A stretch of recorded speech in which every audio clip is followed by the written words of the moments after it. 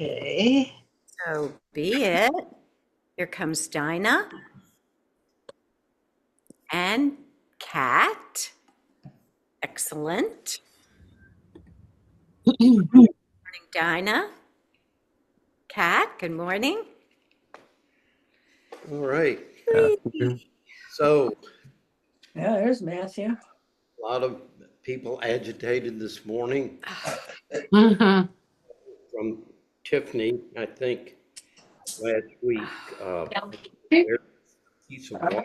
Went down there, okay? No, just get it Yeah, started. I'm sorry, I can't. buddy. You think we need to keep any of those breads?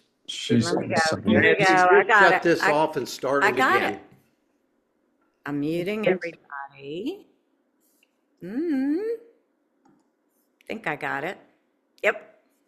Cool, cool. All right. Casey. So this poem is probably one of my top 10 and one that I go back to over and over again, apropos of today's reading. Wendell Barry, a good Southern boy, and probably one of the best. He and Robinson Jeffers, to me, are the two best at capturing the spiritual essence of nature and how to use it as a teacher. He says, when despair of the world grows in me, and I waken the night at the least sound in fear of what my life and my children's lives may be, I go and lie down where the wood drake rests in his beauty on the water, and the great heron feeds. I come into the peace of wild things who do not tax their lives with forethoughts of grief. I come into the presence of still water, and I feel above me the day-blind stars waiting with their light. And for a time, I rest in the grace of the world, and I am free. I'm going to read that again. Because these poems, so often we read them and we don't realize that we're being given spiritual instruction. We're actually being given a plan. So listen to the plan. When despair for the world grows in me, and I waken the night at the least sound, in fear of what my life and my children's lives may be, I go and lie down where the wood drake rests in his beauty on the water, and the great heron feeds. I come into the peace of wild things who do not tax their lives with forethought of grief. I come into the presence of still water, and I feel above me the day-blind stars waiting with their light. And for a time, I rest in the grace of the world, and I am free. And he's telling us here that we're taxing our lives with forethought of grief. It's not necessary. And that we got help, that we go out and the peace of the wild things will show us that there is peace in the world, even though our minds wanting to gravitate towards the fear, the peace is still there. The day-blind stars, because it's day, we don't see the night sky, but it doesn't mean the stars aren't there. It's where hope is. And I go to places where I can feel myself and the grace of life that again is always present. So let's hold those thoughts dear and reassurance that every generation has war and has injustice. And yet there have been those who find their way to that peace, find a way to discipline their minds to keep their heads when everyone else is losing theirs. It's important to continue to be light bringers, regardless of how deep the darkness gets. So let's be one of them. And today, we're going to again explore some of this stuff about neuroscience. Look, we've got 3 Caseys joining us now. Casey. He's overdoing it. Okay. So these are some things that I've picked up off Instagram. And this first one deals with, okay, I'm going to have to click out of this. About a tendency of the brain to protect the past. Our brains are actually made to be conservatives. If you look at what the brain does, it keeps bringing forward systems that work to keep you protected. And when we strip aside politics, what conservatism means is conserving what's best and what's essential in our culture to maintain it. What are the mores? What are the ways that we do that enable our civilization to happen? Well, that's actually growing out of how our nervous system functions. And yet, if we stay on that course, that becomes life destroying. It's not a life affirming position. There needs to be some force that counteracts the natural tendency of the brain and enables us to see hope, to see potential, to see new ways that keep us from being negative all the time. So the reason I'm hammering on this is my understanding of spirituality now is that it's disciplining ourselves to overcome the natural tendency of the brain to move towards the negative. So we'll end up, if we let it run its course, we'll feel negative about ourselves, we'll feel negative about our relationships, we'll feel negative about life in general. And so here are some explanations. And the reason I say this too is I'm trying to say quit feeling guilty about it. We take this stuff so personally. This is your brain doing what it's designed to do. The part of your brain doing this is the one that's evolved the most in the past 2 million years. It's tripled in size while the rest of our brain has pretty much remained the same. And that's that default network of the brain, of the part that's always anticipating the future, but it's always projecting past trauma onto the present situation and making responses that are relevant to the past trauma, not necessarily to the present situation. So he heard a story about a man who was trapped in years of anxiety and self-doubt. Researchers had him spend 30 days in silence. Okay, listen to this, silence. And what happened to his brain? What shocked him wasn't that he felt calm, it was what his nervous system revealed once the noise stopped. On day 18, he entered what Dan Siegel called deep presence. Deep presence, the state we're born in before life, stress, and survival rewired our brain. Okay, hear that. You start out with deep presence. The abuse, the neglect that we suffer in life rewires our brain to the state we're in now. 18 days of silence, the guy's brain started resetting itself back to the state. It's still in you. I keep saying that. It's not something you have to create. It's something you have to be quiet long enough for it to reveal itself, like the stars. You have to wait for nighttime. You can't just walk out in the middle of the day and say, I want to see the stars. It's not going to happen. You got to put yourself in a position to observe it. The man said he felt like meeting a version of myself I abandoned years ago. And here's an important point. He wasn't resisting life. What he discovered was he had been resisting himself.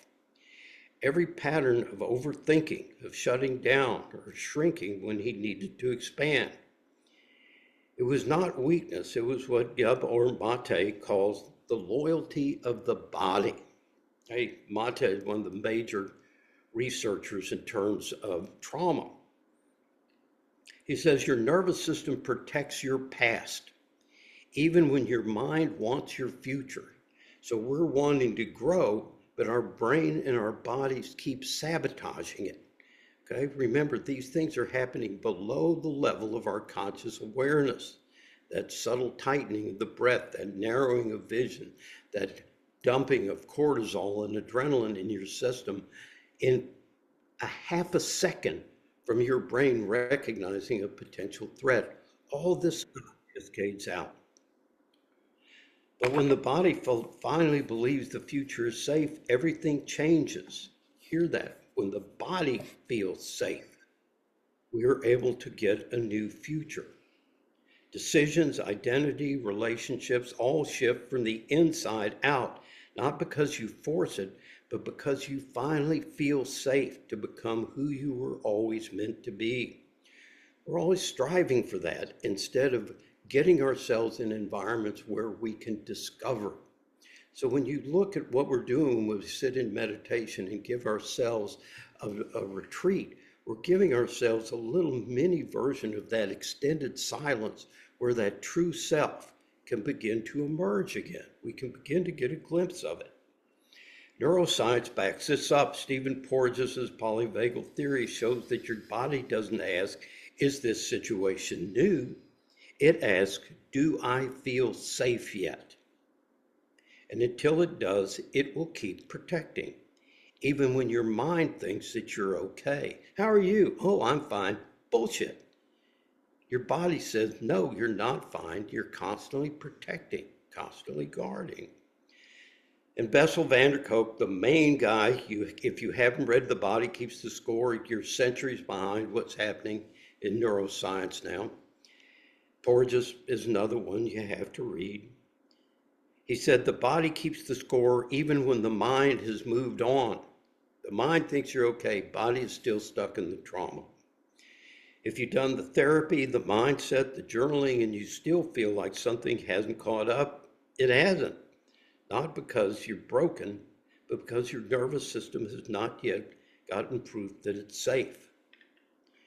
And in this case, constant self-improvement isn't always growth. It's often just your nervous system stuck in survival. Research on conditioned positive regard, which is a Carl Rogers term, shows that when love is earned by being good, people grow up equating worth with performance. As adults, stillness can feel unsafe. Hear that, stillness can feel unsafe. So when someone says, let's go on a 3-day silent retreat, and you go, oh, I couldn't stay quiet for 3 days, that's a defense mechanism. That's protecting you. That's your body keeping you stuck in the past in avoidance of exactly the environment that you need to heal. Studies on experiential avoidance found that many self-optimization behaviors are actually attempts to avoid uncomfortable emotions rather than process them. Hear that. Most of our self-optimization behaviors are actually avoidant. Polyvagal theory explains why. When the nervous system doesn't feel safe, it stays mobilized, even during meditation, journaling, or healing work. And this is what creates the paradox seen in modern psychology. Constant self-improvement isn't growth, it's a nervous system stuck on survival. Research on conditioned positive regard shows when, the harder someone chases becoming their best self, the further they drift from their felt self, because constant self-work sends a subtle message to the body, who I am right now ain't good enough. When you're trying to improve, your real message is, I need to be different to be worthy. True healing isn't about removing parts of yourself, it's about integrating the parts that you're avoiding. Self-work is sacred, but obsession with it is often fear wearing spiritual clothing. Let me repeat that. Self-work is sacred, but obsession with it is often fear wearing spiritual clothing. Sometimes the most regulating thing you can do is stop fixing and let your nervous system experience being okay just as you are. And that's why in the meditations we did earlier this year, when we would get to third chakra, which is the seat of self-will, I would say, I am worthy just as I am. That's the message. First chakra, I am safe. Second chakra, I am supported. Third chakra, I am worthy just as I am. Just as I am. So, what does neuroscience say about the solution? In the 1960s, researchers at the Institute of Biomedical Problems ran isolation simulations for long-duration spaceflight. One doctor wrote, "Childhood shapes character, but isolation dismantles it." I want you to hear that. Childhood shapes your character. So in 12 steps, we say a power greater than me is going to restore me to sanity. And that implies that there are powers greater than me that make me crazy. Yes, the power greater than you that made you crazy was your family and society. Okay. Not everything that's a higher power is a sacred higher power. Okay. But just as there is a power greater than you that makes you crazy, there's also a power greater than you that restores you to sanity, and it's found in vastness.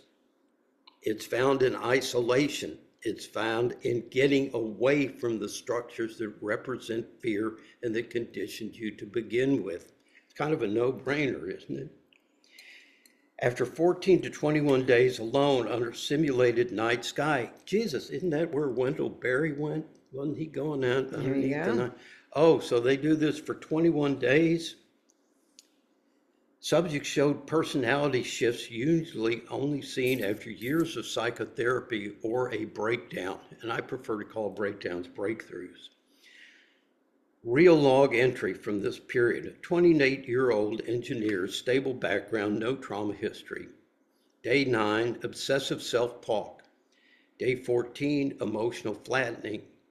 Day 19, sudden clarity and detachment from his past identity. He said, "My old identity feels fictional. No drugs were used, no sleep deprivation, just silence and stars." The mechanism shocked them. Trauma overwhelms the nervous system. Isolation removes reference points. With no social mirrors, the brain stops maintaining your personality performance. Listen to that. Okay? With no social mirrors, the brain stops maintaining your personality performance. I keep saying, if you have performance anxiety, who are you performing to? Look at the screen. There's your audience. This is what keeps us stuck. We're constantly reading cues about how we're doing. And so the brain can't heal. Get away from that, it starts to heal naturally. With no social mirrors, stops it. Under cosmic scanning, self-narratives collapse. One researcher noted the sky replaces parents. Shit. Listen to that fucking line, okay? The sky replaces parents as your dominant authority. Wouldn't that be wonderful? Wouldn't you just love to have the sky as your daddy and the earth as your mommy? It's there, folks, but you got to lay down in it. You got to take advantage of it. It ain't going to come grab you by the ass and drag you onto your cushion or take you out in nature. That's your job, is to make yourself available for its healing. The same pattern repeated across subjects: faster detachment from childhood roles, sudden value realignment, loss of fear-based motivation. One cosmonaut candidate said after the release, "I don't feel broken, I feel edited." I don't feel broken, I feel edited. Some couldn't return to their old relationships. The conclusion, never published publicly, he said, was that isolation plus vastness,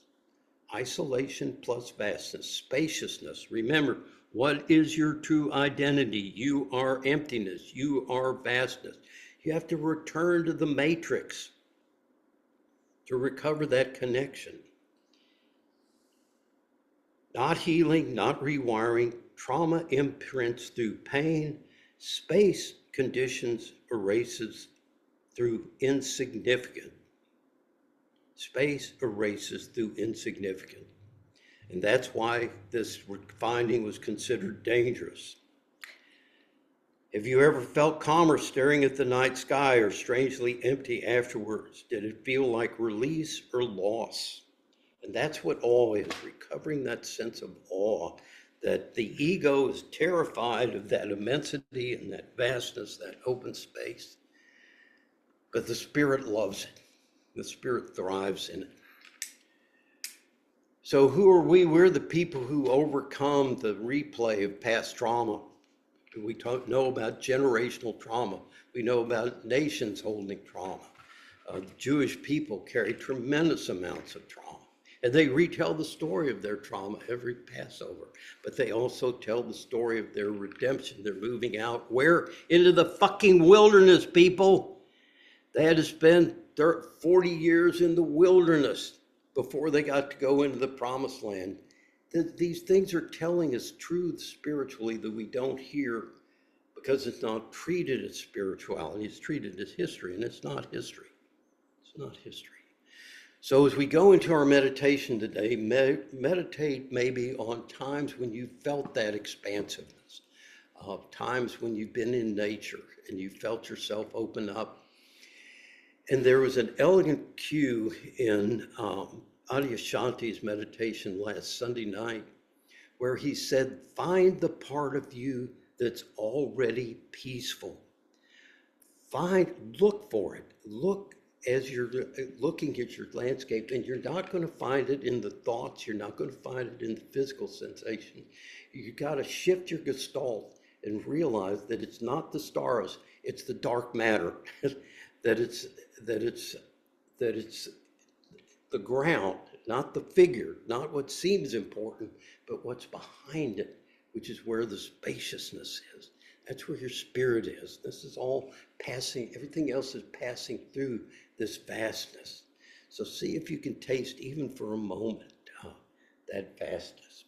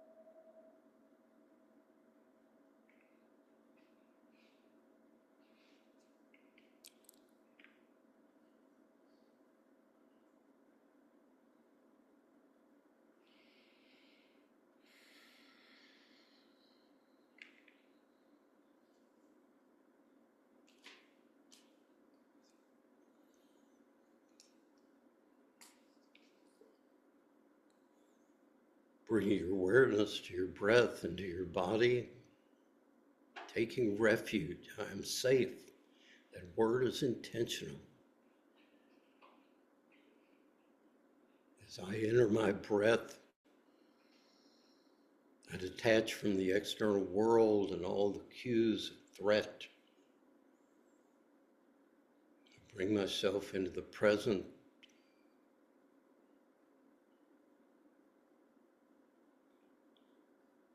Feeling the safety of your safe, sacred space.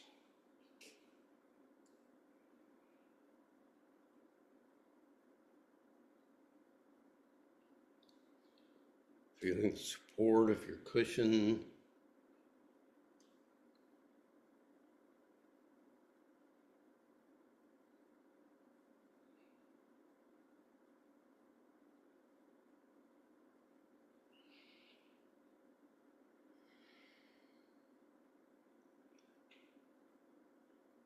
tuning in at an energetic level to the impact of prana.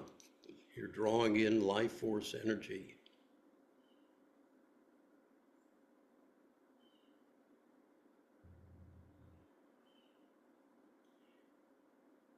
Feeling the support of life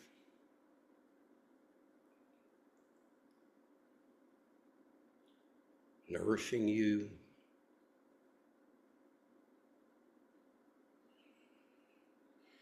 And that energy is compassionate, receiving the gift of compassion as you view yourself. Nothing to fix.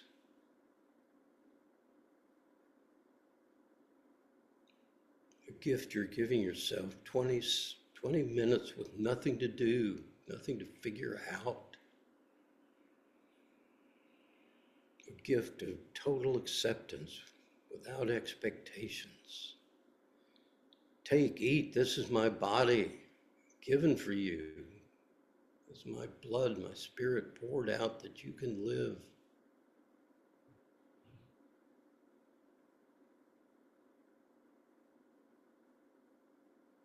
Be mindful in receiving that gift, grateful.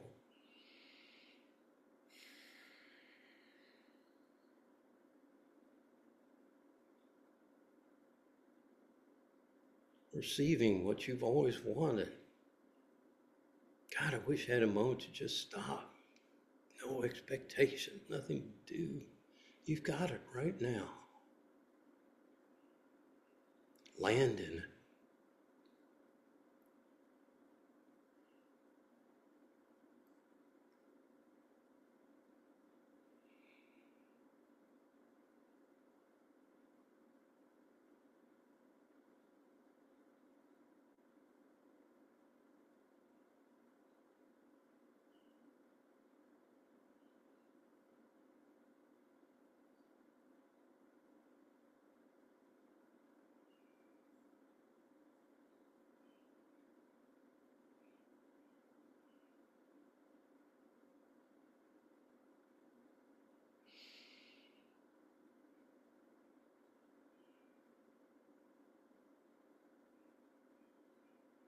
Begin to feel the body soften.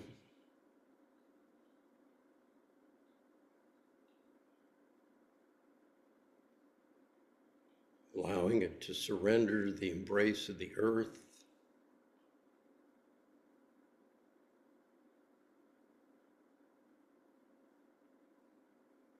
Allowing the breath to become deeper and fuller.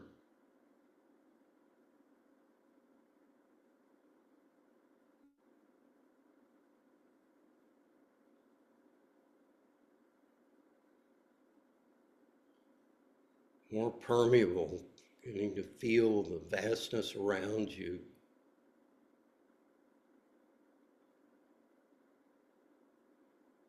Feeling space, room to live and expand.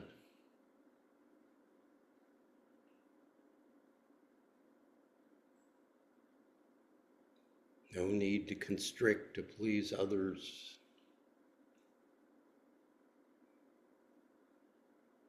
Your energy radiating, aura of light expanding.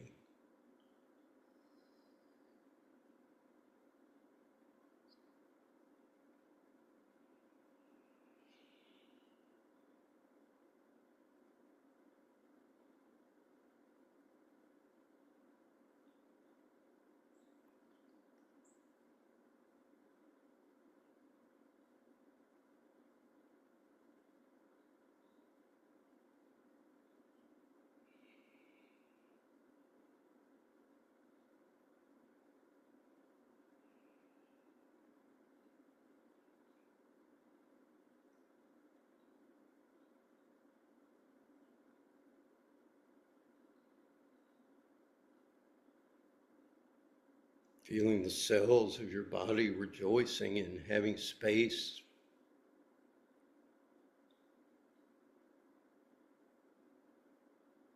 And being nourished.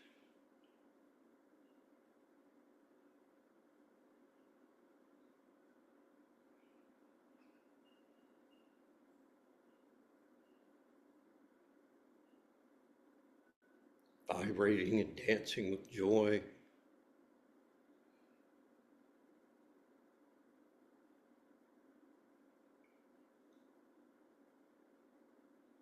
How do you know you're alive? You feel it right now. Sense it directly.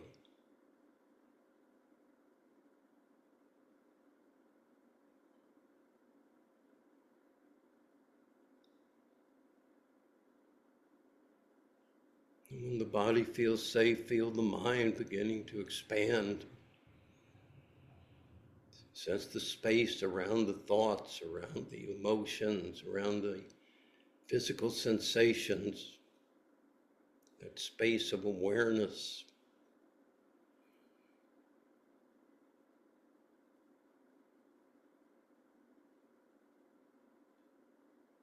Spacious enough to contain the universe.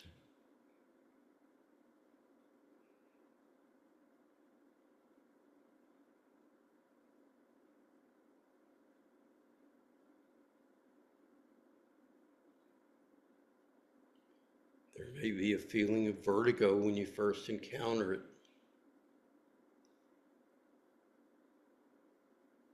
The ego misses its density. The spirit rejoices in the freedom, the expansiveness, lack of constraint.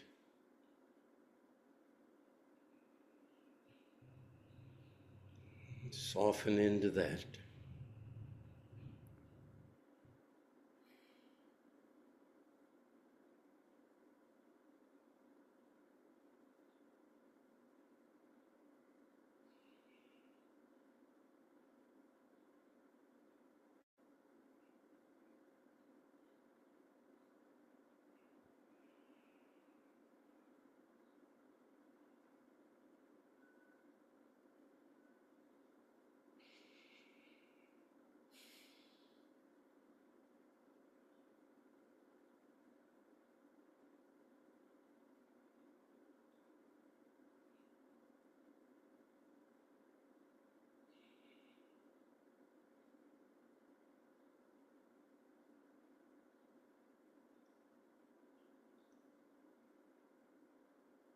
Feeling the heart softening and opening.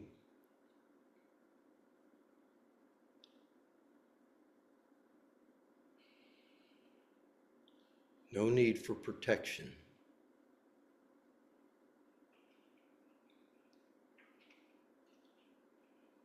No social cues shut you down. Experiment with opening your heart as wide as you can.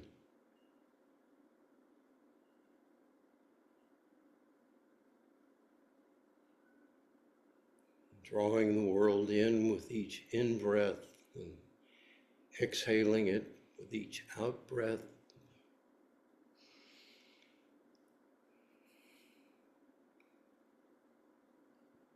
That deep communion, union with,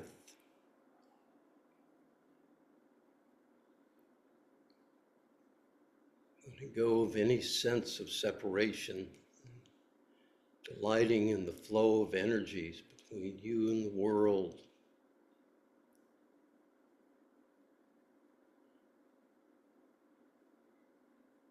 Out in that field beyond right doing and wrong doing, where you meet, and even the words each other make no sense.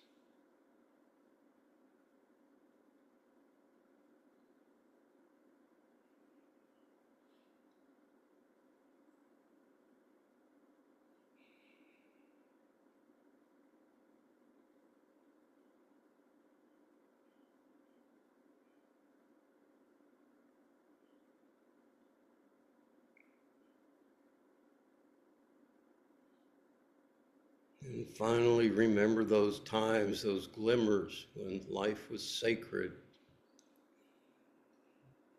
Times looking at the ocean at the beach or under a desert sky.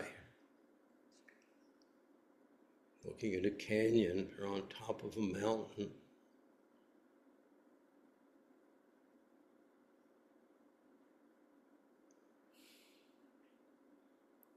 Or For the vastness and the immensity invites expansion,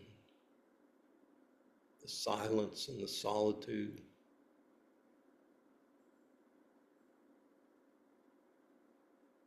The mixture of fascination and dread, that's awe.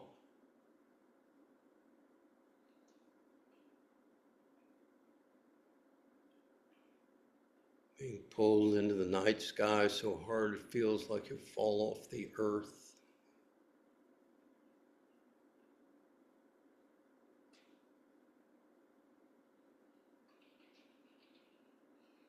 And recall what was awakened in you. That was your true self, your true identity.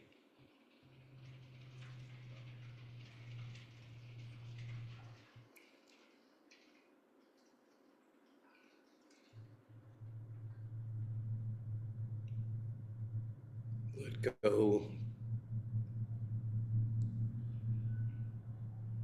Relax into the embrace of life. Return to the ocean.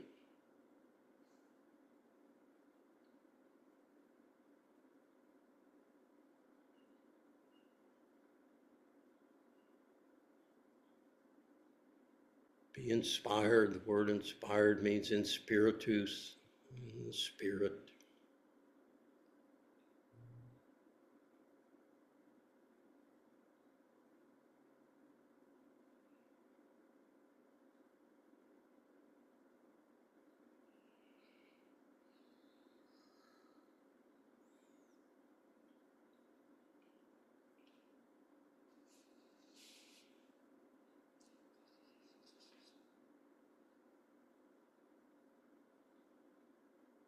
And rest for time in the grace of the world and be free.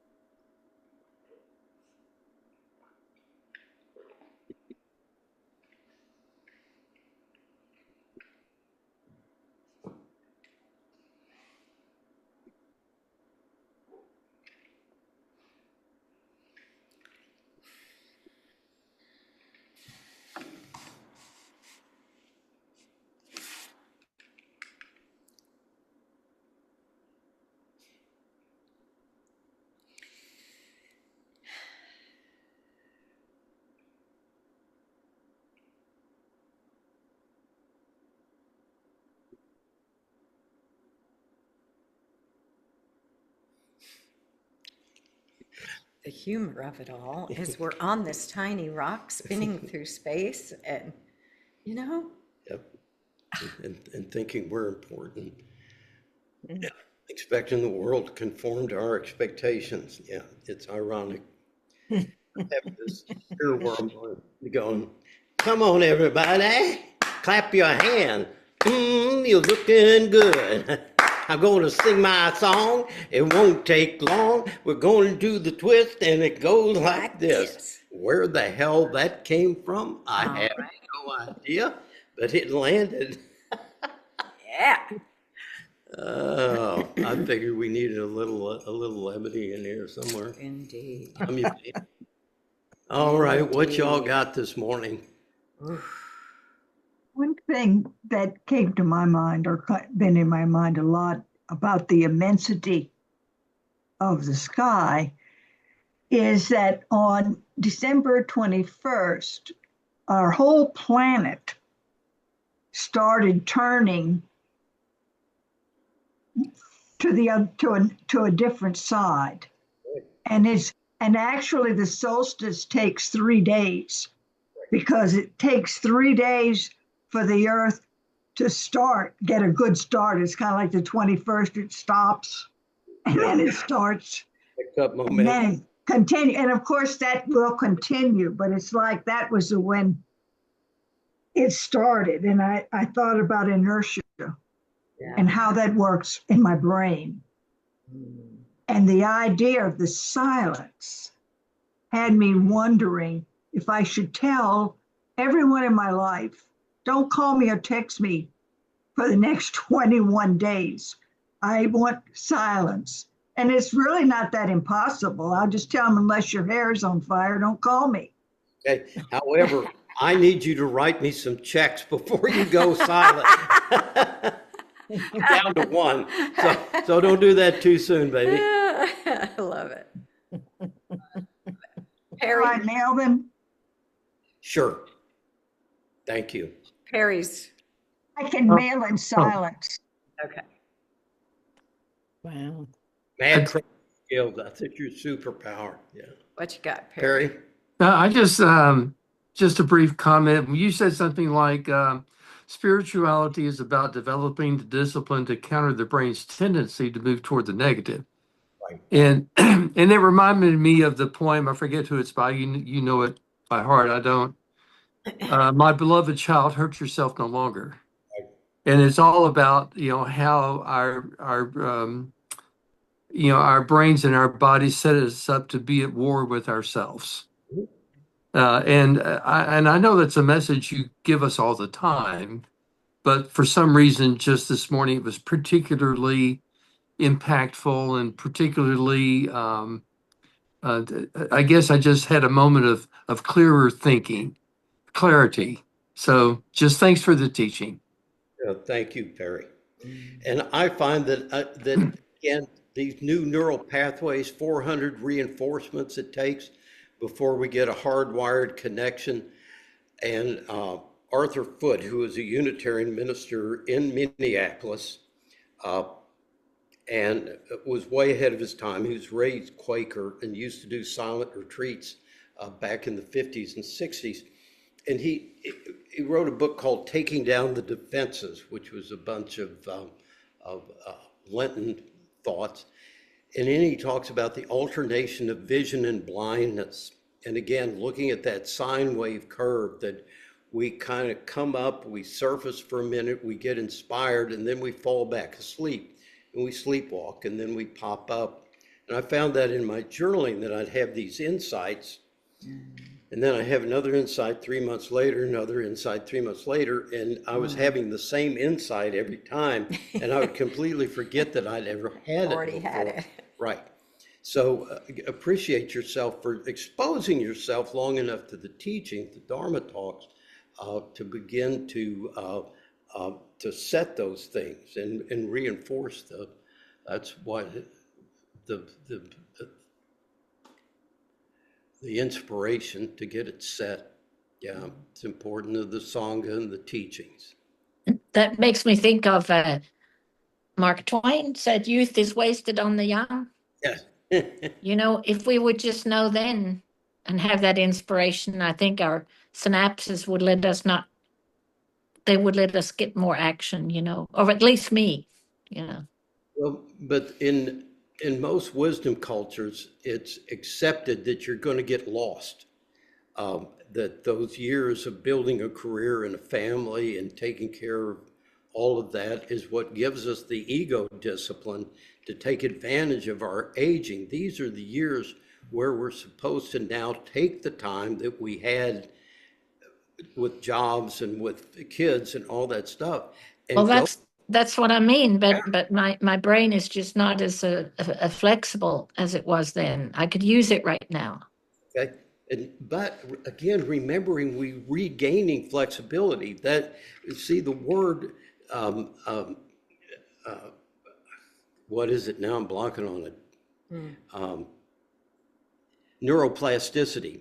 You didn't see the word neuroplasticity in the 1990s. It wasn't out there because we thought that you were stuck with the brain you had. And I keep saying, they told me, don't do therapy with anyone over 60.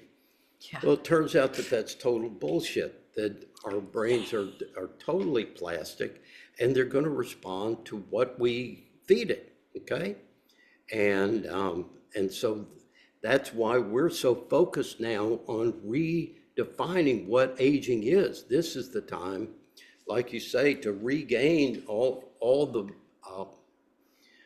the opportunities that we've left behind or ignored in our youth. I always say, let's pick up. Well, where was your dream? Well, pick it up. You know, you had it then. You let it die. Let's revive it. Or maybe you've got a new dream being born. Yeah. We need vision now. A people without a vision is dead. We lack a vision. We are creating that vision. We're going through the labor pains now of what a spiritually centered culture would look like, spiritually centered politics, spiritually centered communities. And it's important work. And if you're feeling exhausted, it's because it's exhausting. Robert? Picked up this idea that a 2 minute group silence is perhaps a healthy thing to bring up and pursue. And so for the past couple of months, I've been waiting, I've been trying to tell myself, all right, if this is a group tour, you're walking and chatting with people, make a moment so that there's a 2 minute silence so that everyone can reflect. Well, I keep failing at that duty. So then sitting out at a supper with a group of people that I know, I keep trying to to remind myself, okay, this is not a bad place for you to say, what about a 1 minute or a 2 minute moment of silence to accompany this otherwise inspiring and healthy conversations that we're having. Uh, I forget about it over and over again, but somehow it's comforting to me. I've got a little poster on my computer screen, 2 minutes of silence. Perfect, Robert. It's, you And know, you're exactly describing the process with the brain. Yeah. So when we first start, we have the insight and then we don't change anything, and then we'll remember it, but we forget to act on it when it's time. And then mhm. it will come time to do it and there will be a hesitation and you won't be able to do it. Yes, yes. But you'll overcome the inertia, as Corinne was pointing out, and actually beginning to set into motion. And that's how it works. That's how it works. But the concept that moment of silence can happen, like at the funeral today, I will begin by inviting people to be silent and actually land before we say anything. And Linnell has seen me do that. I did it at Tim's memorial service. Let's just have some silence. Let's land here. Now, here's something else I'm learning. I'll pass on. Little moments of doing nothing, okay, or doing things very slowly, okay.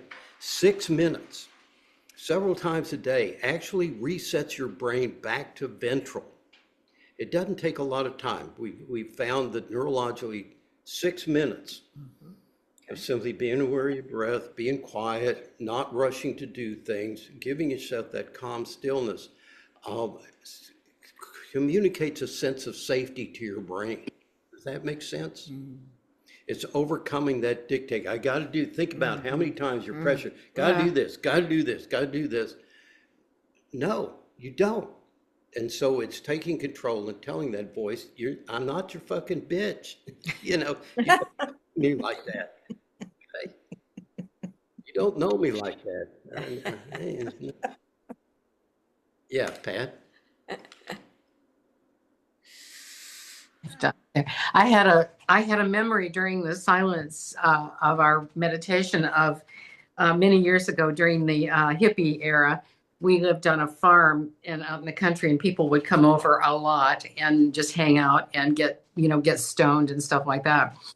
And one time, somebody said, "Let's cross the road and go over on the hill and watch the sunset." Of course, so we did, and so there were like 6 or 7 people standing there, and it was one of those sunsets where the sun had become a bright orange red, and we were standing on the top of a hill, and the sun appeared to be rolling to the left.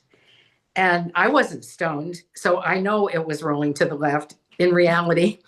But there was a group awareness just within a minute that the earth was turning to the right, and people started sitting down and holding on to the grass. Yes. It was like, oh, okay. So we eventually had a photographer with us, and he captured that phenomenon. But it was just, if you picture the sun going to the left and then the earth going clockwise, we were afraid we'd fall off, basically. That's why I said that in the meditation, because I have that sensation, not stoned, just looking at the sky, that I'm going to fall off. And laying flat on my back and feeling the earth underneath is a weird ass sensation. Yeah. A little scary, a little bit scary. Yeah, that's a beautiful one. I was doing a youth retreat out in Bremerton in Oregon, and a bunch of the kids decided they wanted to go watch the sunrise over the ocean. So they drive out to the ocean, they're waiting, and brighter and brighter. Someone taps them on the shoulder and says, "Turn around. You're on the fucking West Coast." You're going to rise over the Pacific Ocean. That doesn't happen. That's Hey, good. I got one more thing back to Robert saying about or you saying spiritual politics, Bart. It's in Switzerland. There was this horrible tragedy that happened Sylvester night, and 40 people died, and people are still in the hospital. Well, yesterday they televised the service. They had a service for everybody, and they televised it all over the country. And all the church bells rang at the same time when they started televising this. And it's a small country, but that to me is like you don't have to participate, but you have the opportunity to feel connected in a spiritual way. That I just thought that was rather impressive. And thank you for lifting up that dimension. How many of you cry when you see a synchronized swimming team or a marching band or gymnastics routines where people are moving in harmony and creating beauty with each other? And that's one of our superpowers that we don't appreciate as spiritual. That capacity to sync our brains to create beauty that we can't create individually. And if we can do that with art and with those kinds of musical things, one of my favorite stories was I was on the Mayor's Black-White Task Force, and we were trying to hire an executive director. We had a grant that we had to hire someone or we'd lose the money.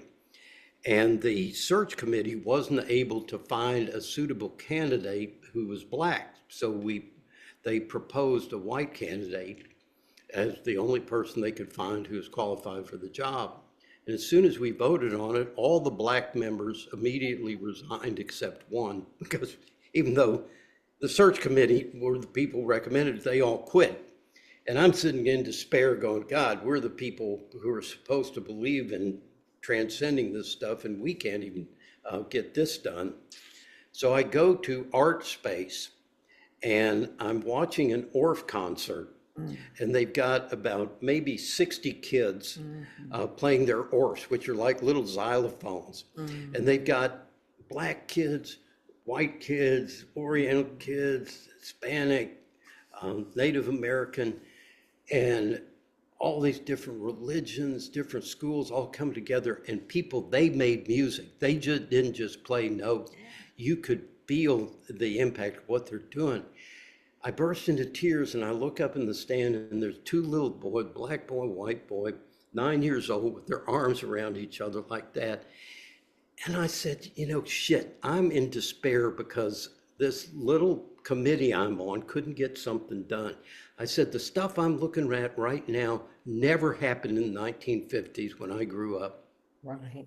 Okay.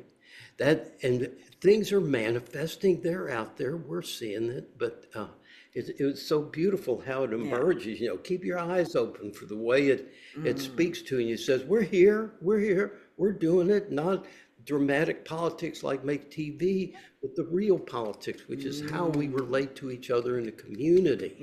That's politics. Politics is in a relationship. Who's going to cook dinner? You know, who's going to work? Where are we going to live? You know, that's all politics. Tommy? Got anything? No. Okay. Bart, you, as we were heading into the meditation, I'm not sure if this is what you said, but this is what I heard. You asked us to think about a time when we felt expansive. And all of those times, I was with my dad. I was thinking about, you know, being at this concert with him and hearing that particular song. And then I was thinking about, a time when most of my visits to Denver were in the late summer. It's hot as shit, but it's also right before school starts and all the fucking public pools are closed and it's hot as shit in Denver. So I remember being hot as hell and complaining to my dad about him not having a little plastic pool. And we got the hose out and he brought out a huge, it was really big, stock pot. Oh no. And we filled, and I stood in the stock pot. I stood in the stock pot with the hose in one hand and a joint in the other. And I realized that I was most expansive with him because he was the freest person I ever knew. And it didn't matter where we were or what we were doing. God, I just felt good to be with him. It just felt, yeah, it just felt really, and everybody felt that way. You know, if you have somebody in your family that everybody loves, you know that, you know what I'm talking about, you know. When people knew that my dad was coming to town, I couldn't get a minute just with him. Everybody, oh, can we come over and say hi to Tim? Can we come over and hang out? Can we come over for dinner? You know, everybody wanted to be around him. Sweet. And that's why, because he made you feel free because he was, yeah. Okay, so As we come to a close, I want you to know, Tiffany, this wow's for you. Yeah. there you go. I like that. Yeah. I love you guys so fucking much. You have no idea how important you have become to me, even when we're not meeting, when it's not Saturday morning. I know that you guys love me. And I know that you think about me when my city is having a hard time. And I appreciate you so much. So much. You'll never know. You'll never know. Okay. Thank you, dear. And just one note, anybody out there in Shreveport, there is a benefit concert tonight on the Bossier side at the boardwalk at their event center. Yeah, look at ticket, Shanny. and it is Yeah. it's to benefit. Now, how you do that? Okay, Tommy. Nothing. Go. Okay. It's to benefit musicians who don't have health insurance. All the money goes to help meet their medical expenses. So Good cause. I know Tom, Tim was a great music fan. This guy was also big festival, live music, huge record collection, audiophile, everything. So go out and let's support our musicians. Here's a chance. So What time, Bart? it's 7 to 10. Thank you. Let's go. Right. Unmute your devices. And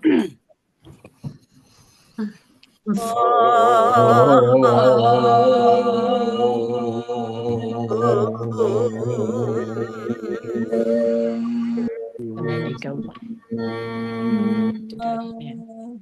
Do it 3 times.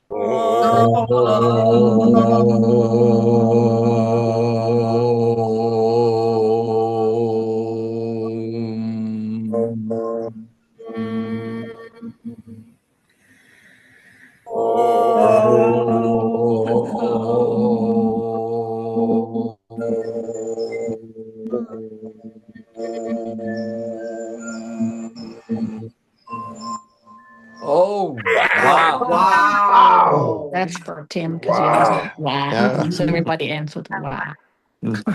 Love you all. Love you too. Take care. Thank you. Thank you. Thank you. Thanks, Bye-bye. everybody. Have a good Love you guys. Have a great weekend. Love you Thank too. you. Sing, dance, Stay light a safe. fire. Remember who the fuck you are. Casey, who is that with you? Language, people. Language. Hey, all I could see was your shoulder for a while. Okay. Paul Good to is see you. referring to you. We're in New Mexico. All he could see was Paul's shoulder for a while. Paul was And Paul here. was How here fun too. is that? Bye, y'all. Love you all. See you soon. Bye, Barb. Bye, Linnell. Thank you. Bye.